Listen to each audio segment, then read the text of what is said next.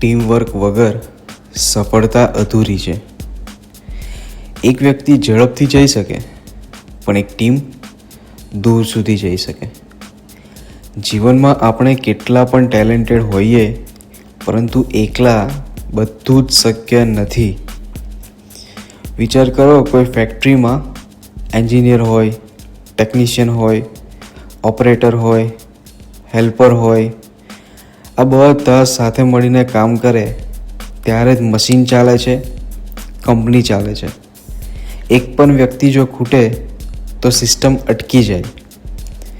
Teamwork આપણને શીખવે છે, હું નહીં, અમે. મારી જીત નહીં, અમારી જીત.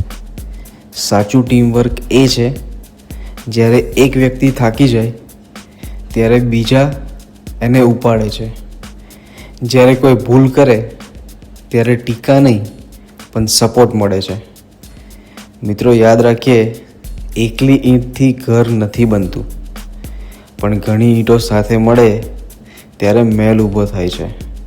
એટલે ટીમને સાથે લઈને જ આગળ વધવાનો પ્રયત્ન કરીએ, કારણ કે સાચી સફળતા એ નથી કે આપણે કેટલા ઊંચા ગયા, પણ એ છે કે આપણે કેટલાને સાથે લઈને ઊંચા ગયા.